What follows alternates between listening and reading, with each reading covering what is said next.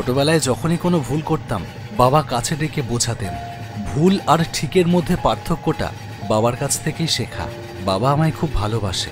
তার ইচ্ছে ছিল আমি বড় হয়ে কিছু একটা ভালো করি, বাবার মুখ উজ্জ্বল করি। বাবার সেই স্বপ্ন নিয়েই একদিন এই কমলপুর গ্রামটাকে বিদায় জানিয়ে চলে গিয়েছিলাম কলকাতা শহরে।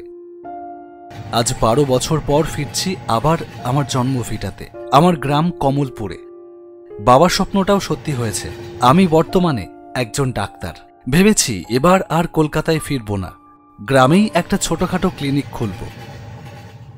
গ্রামে পা রাখতেই একটা অদ্ভুত গন্ধ আমায় ঘিরে ধরল, যেই গন্ধ মেখে আমি বড় হয়েছি। এই গন্ধের কোনো ব্যাখ্যা আমার কাছে নেই, শুধু এইটুকুই বলবো এই গন্ধ আমায় আবার ফিরিয়ে নিয়ে গেছে 12 বছর আগে।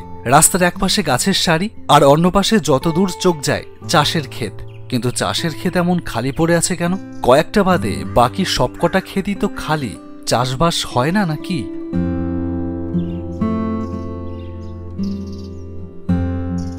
কিছু দূর হেঁটেই সামনে আমাদের বাড়িটা নজরে পড়ল।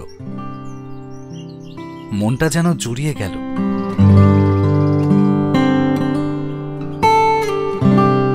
হাঁটতে হাঁটতে বাড়ির ভেতরে এলাম। দরজায় কড়া নাড়তেই মা দরজা খুলল। নীরু, বাবা তুই? হ্যাঁ মা, কেমন আছো? ভালো আছি, আয় আয় ভেতরে আয়। তা আসছিস, একবার খবর দিবি তো? ভাবলাম হঠাৎ করে এসে তোমাদের একটু অবাক করে দিই। বাবা কোথায়? তোর বাবা একটু বেরিয়েছে, তুই জামা কাপড় ছাড়, এক্ষুনি চলে আসবে। মা চলে গেল। আমি বাইরের জামা কাপড় ছেড়ে ফ্রেশ হয়ে এলাম। এর মধ্যে বাবা এলো। বাবাকে দেখে আমার বুকটা ধড়াস করে উঠল। চোখ মুখ শুকিয়ে গেছে, চোখের তলায় কালি, একদম রোগা হয়ে গেছে। আরে নীলু, তুই কখন এলি? শরীর কেমন আছে বাবা? সেসব পরে হবে, আগে বলো এই কি অবস্থা বানিয়ে রেখেছো নিজের? আরে ছাড়ো সব, এতগুলো বছর পরে এলি, খাওয়া দাওয়া কর, বিশ্রাম কর, পরে হবে ওসব। দুপুরে বেশ জমিয়ে খাওয়া দাওয়া হলো। তারপর ঘরে এসে একটু শুলাম। বেশ অনেকটা পথ জার্নি করে এসেছি, ক্লান্ত লাগছিল। আমার বাবা পেশায় একজন চাষি। সেই ছোট থেকে দেখেছি বাবা অক্লান্ত পরিশ্রমী। ঠাকুরদার আমলে কিছু জমি ছিল আমাদের। ঠাকুরদার পর বাবা হাল তুলে নেয় নিজের হাতে। সেই জমিতেই চাষবাস করে যেটুকু পয়সা রোজগার করেছে তা দিয়ে সংসার চালিয়েছে আর আমার পড়াশোনা। সত্যি বলতে আজ আমি যেটুকু হয়েছি তা আমার বাবার জন্যে। কোনোদিন বাবাকে ভেঙে পড়তে দেখিনি। তবে সত্যি বলতে আজ বাবাকে দেখে খুব খারাপ লাগলো। কিছু একটা নিশ্চয়ই হয়েছে। বিকেলের দিকে মা ঘরে এলে আমি জিজ্ঞেস করলাম, কি হয়েছে গো মা? বাবাকে দেখে মনে হলো কিছু একটা সমস্যা হয়েছে। ব্যাপারটা কি? মা কিছুক্ষণ আমতা আমতা করে ব্যাপারটা এড়িয়ে যাওয়ার চেষ্টা করলো। অনেক জোর করাতে তারপর সবটা খুলে বলল।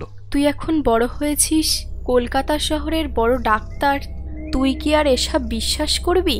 তোর বাবা জমিটা দিয়ে দিচ্ছে পঞ্চায়েত প্রধানকে। যদিও উনি খুব ভালো লোক, তিনি কিছু টাকা দেবেন বলেছে। এক মিনিট, জমিটা দিয়ে দিচ্ছে মানে? না মানে জমিটা তো আমাদের, কেন দেবে? আর কি বলবো বাবা, ও জমি অভিশপ্ত। মাঝে মাঝেই অনেক রাতের দিকে এক বিকট হাসি শুনতে পাওয়া যায়। তোর বাবার নাম ধরে ডাকে আর বলে, কি রে মনোহর, খুব সাহস বেড়েছে দেখছি তোর। দেব নাকি খাট্টা মোটকে? দেব? ও জমি আমার, তোকে চাষ করতে দেব না। তোর জমির ফসলে আগুন লাগিয়ে দেব। দেখতে চাস? যদি বাঁচতে চাস ও জমি ছেড়ে দে।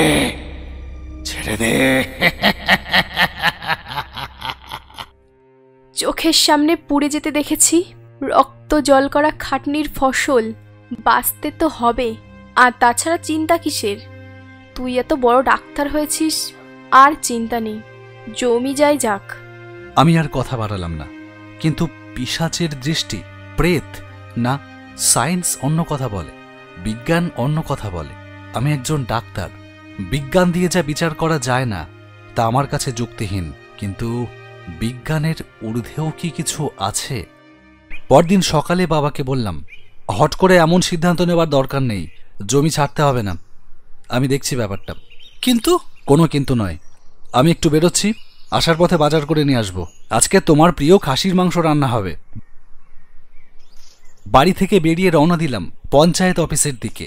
এই পিশাচের পেছনে কি রহস্য লুকিয়ে আছে তা আমাকে খুঁজে বের করতেই হবে। তার আগে জমির ব্যাপারটা মেটানো দরকার। পঞ্চায়েত প্রধানকে অফিসেই পেয়ে গেলাম।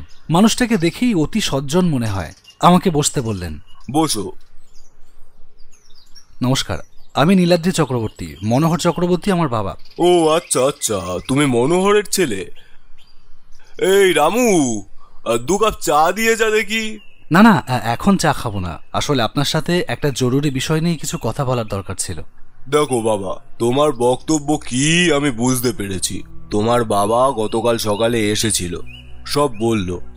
শুধু তোমার বাবাই নয়, এই গ্রামের একাধিক চাষি এই একই জিনিসের শিকার। এবার কে এই পিশাচ, এর দৃষ্টি কেন এই গ্রামের চাষের জমির ওপর, তা সত্যি এক বড় রহস্য। গ্রামের প্রায় সব চাষি ভয় পেয়ে আছে। অনেকেই তার জমি আমায় লিখে দিচ্ছে, তাও বিনামূল্যে। এবার বিনামূল্যে কিছু জিনিস নেব, তা আমার বিবেকে বাধে। তাই আমার সামর্থ্য মতো যা পারি তাই দিই। তবে হ্যাঁ, আমি কিন্তু তাদের সাহায্য করছি না। তারা আমায় তাদের জমি লিখে দিচ্ছে, তার পরিবর্তে আমি কিছু টাকা তাদের দিচ্ছি। আপনি মানুষটা বড্ড ভালো। মানুষের পাশে দাঁড়িয়ে মানুষকে সাহায্য করেও আপনার কোনো অহংকার নেই। তবে আমি আপনার কাছে এসেছি একটা অন্য কারণে। আসলে বাবা কাল আপনার কাছে এসেছিলেন জমিটার ব্যাপারে। আপনি নিয়ে নিতেও রাজি হয়েছেন শুনলাম। তবে জমিটা আমরা দেব না। কি? হ্যাঁ, ওটা আমার ঠাকুরদার জমি, ওটা তার স্মৃতি। বাবা না বুঝেই বলে দিয়েছে। মানেটা কি? মানে তোমার বাবা অত করে বললো বলেই আমি জমিটা নিতে রাজি হয়েছি। কাগজপত্র সব তৈরি। এখন তুমি যদি না বলো, তাহলে আমার এত দৌড়াদৌড়ি করে কাগজপত্র তৈরি করার মানে কি? মাফ করবেন, আপনার রাগের কারণটা আমি বুঝতে পারছি। তবে ওই জমি আমরা ছাড়ব না। দুঃখিত। আপনার সাথে কথা বলে ভালো লাগলো। চলি।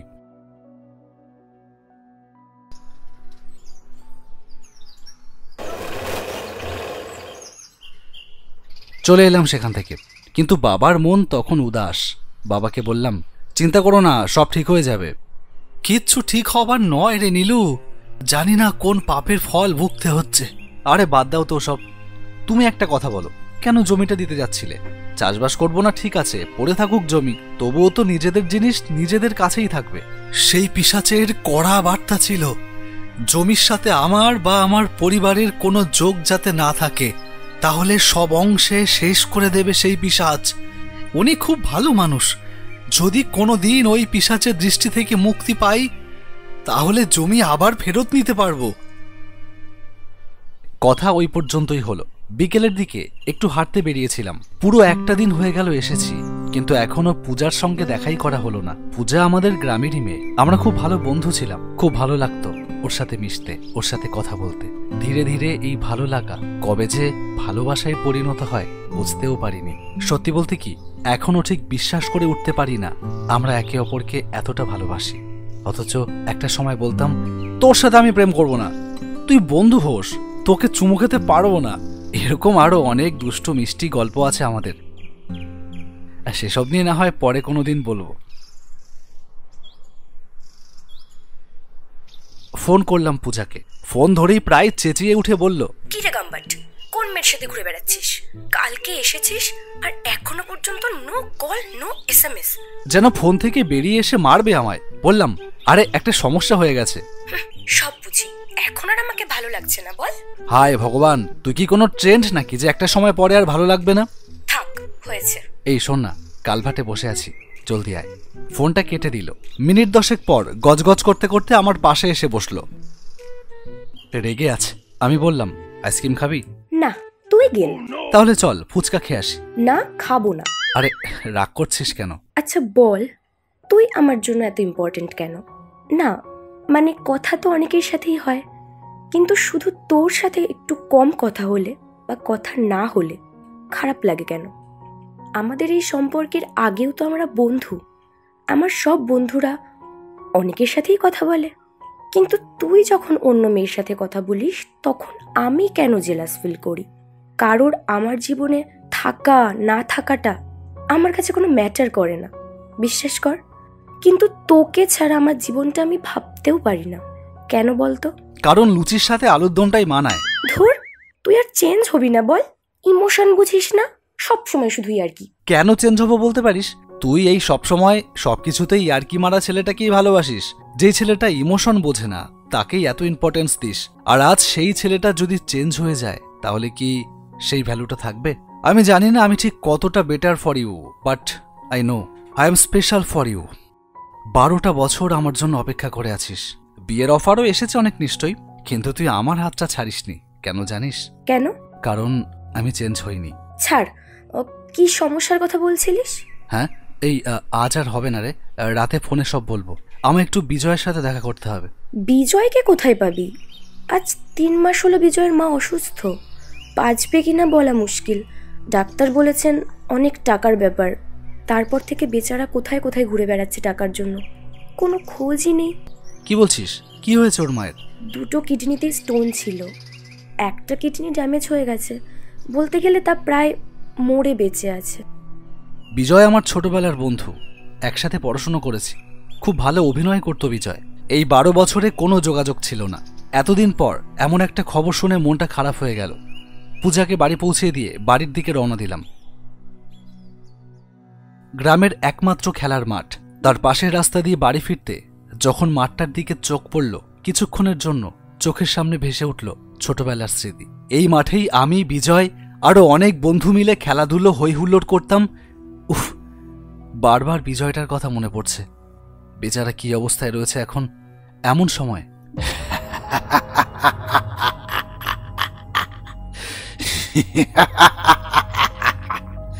কিরে, খুব সাহস বল। বারবার করে বললাম জমিটাকে ছেড়ে দিতে, শুনলি না?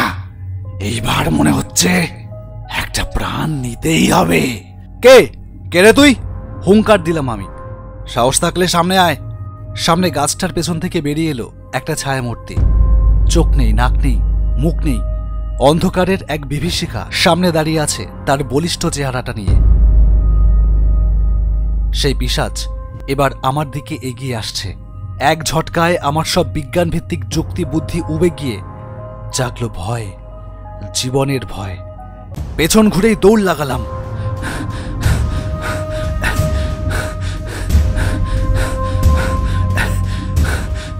পেছন থেকে ভেসে আসছে একটা পৈশাচিক সুর। পালাবি কোথায়? কোথায় পালাবি?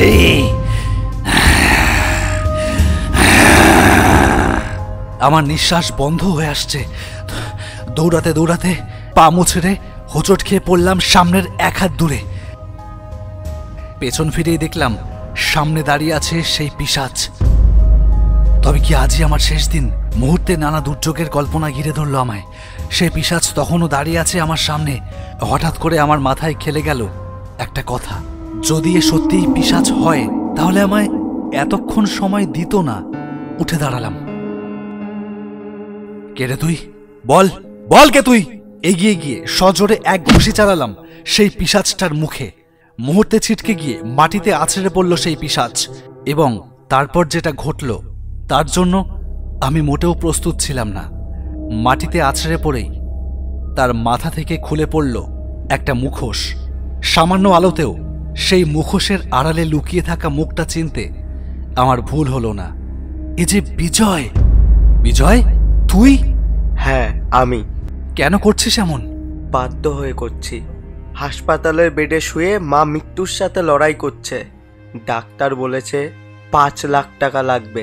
কিন্তু এরকম ভাবে মানুষকে ভয় দেখিয়ে তুই কিভাবে টাকা পাবি? 1 মিনিট, আমি যেটা ভাবছি সেটা কি সত্যি? এর পেছনে পঞ্চায়েত প্রধানের হাত আছে? হ্যাঁ, মাস 3 আগে হঠাৎ কাজ করতে করতে মা অজ্ঞান হয়ে যায়। দৌড়ে হাসপাতালে নিয়ে যাই। ডাক্তার অনেক রকম পরীক্ষা লেখে। সব রকম পরীক্ষা করানোর পর ডাক্তার বলে একটা কিডনি ড্যামেজ হয়ে গেছে, আর একটা কিডনিতে পাথর। ডোনেটার তো পেয়ে যায়, আর অন্যদিকে পাথর অপারেশন। সব হিসাব করে ডাক্তার বলে 5 লাখ টাকা লাগবে। আমরা গরিব মানুষ, কোথায় পাবো অত টাকা? দৌড়ে চলে আসি জমিদার মশাইয়ের কাছে। সবাই বলে উনি খুব ভালো মানুষ, কিন্তু ওই ভালো মানুষের মুখোশের পিছনে লুকিয়ে থাকা অসভ্য ছোট লোকটাকে সেই দিন চিনেছিলাম। দেখো বিজয়, আমি তোমায় টাকা দেব, কিন্তু তার পরিবর্তে তোমায় যে আমার একটা উপকার করতে হবে। হ্যাঁ হ্যাঁ, বলুন না, আমি সব করতে রাজি আছি। কি করতে হবে আমায়? শুনেছি তুমি নাকি ভালো অভিনয় করতে পারো, তোমায় অভিনয় করতে হবে। অভিনয়? হ্যাঁ, ভূতের অভিনয়। ভূত সেজে তুমি গ্রামের চাষিদের ভয় দেখাবে, তাদের বলবে জমি ছেড়ে দিতে। গ্রামের মানুষ ভীতু, তারা বাধ্য হয়ে আমার কাছে আসবে। আমি তাদের জমি নিজের নামে করে নেব, বদলে তাদের নামমাত্র কিছু টাকা দেব। এমন ভাবে তুমি যদি আমায় কয়েকটা জমি জোগাড় করে দিতে পারো, তাহলে আমি তোমার মায়ের চিকিৎসার সমস্ত খরচ দিয়ে দেব। বাধ্য হলাম রাজি হতে। তখন আর কিছু মাথায় আসেনি, মায়ের মুখটা খালি ভেসে উঠছিল। বিজয় থামল। আমি বললাম, কাকিমার চিকিৎসা নিয়ে তোকে ভাবতে হবে না, ব্যবস্থা হয়ে যাবে। তুই শুধু কাল আমার সাথে যাবি, আর আজ আমায় যা বললি সেগুলো সব বলবি। পরদিন সকালে বিজয়কে নিয়ে গেলাম পুলিশ স্টেশনে। একটা এফআইআর করলাম পঞ্চায়েত প্রধানের নামে। ফ্রড কেসে পঞ্চায়েত প্রধানের জেল হলো এবং গ্রামের সমস্ত চাষিরা তাদের জমি ফেরত পেল। তারপর আরও 6 মাস কেটে গেছে। বিজয়ের মা এখন পুরোপুরি সুস্থ, আর সুস্থ এই কমলপুর গ্রাম।